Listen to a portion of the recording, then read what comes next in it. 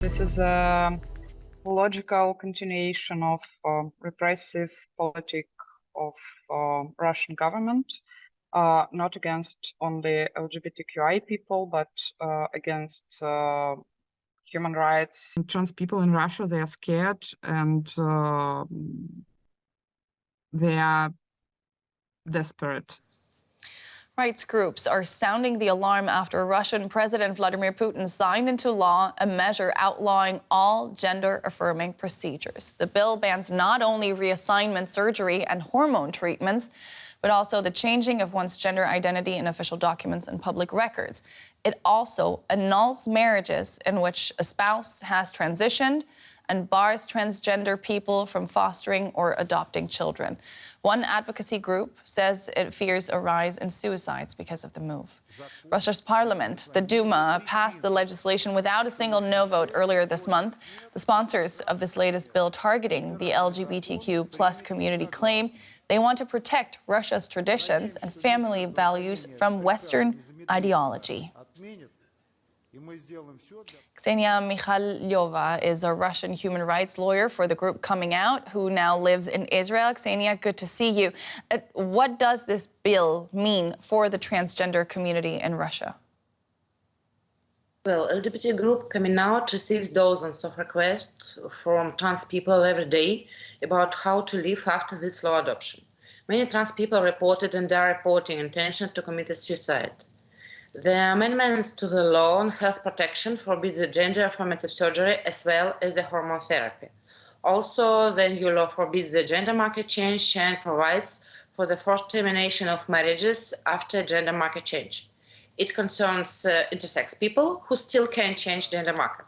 Does it concern those trans people who already changed the gender marker before the law entered into force is not clear from the law. Thus, people who did not have time to change gender marker because that procedure was not easy, could take several years and was not accessible for minors, those people lose access to hormone therapy, even if it was already begun years ago. Yeah. It's very difficult to socialize in different gender in Russia without gender marker change because of transphobic society. This law means destruction of life for many people. Yeah. This is, of course, another chapter in Putin's longstanding fight against the LGBTQ plus community. He says he's defending traditional family values. What do you say to that? I think this conservative politics has nothing common with traditional family values protection. It's an interference in private life, state violence, and not only discrimination, but an elimination of a social group, nothing more. The social group of LGBTQ plus people was the first victim of Russian political regime, and it's still a first target of restrictions when the regime tightens. Pressure on the LGBT community is always followed by pressure to society at all. Today, banning the transition, Russian authorities at the same time, the same day, are banning emergency contraception, for example. That affects all the people. It's just part of regime tightening that Russian authorities need for key power after invasion in Ukraine.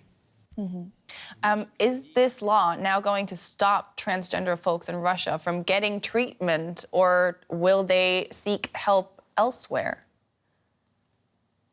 The trans community, thousands of people lose access to hormone therapy and to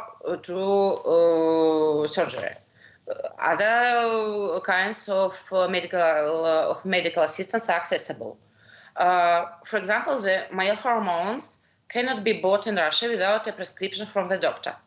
I'm afraid that people will find them in a darknet or somewhere. Stopping hormone therapy is dangerous for health and sometimes can lead to death. In addition, transsexualism in Russia is considered a mental disorder. Yesterday, the treatment protocol, official treatment protocol, included only hormone therapy and gender marker change.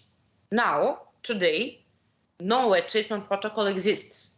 Yeah. And many trans people are afraid of conversion therapy. Moreover, since 1st July, a sexologist has to work in every state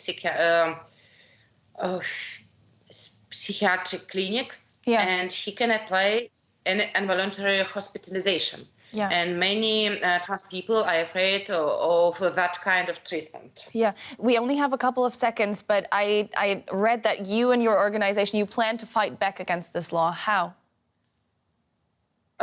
Okay, of course we can go to a constitutional court, but I don't think it will be very helpful. What we can do really, we can provide legal assistance to those persons who initiated a gender marker change procedure before the adoption of the law and had no time to finish it. We can try to help to change the gender marker to those who already made the surgery.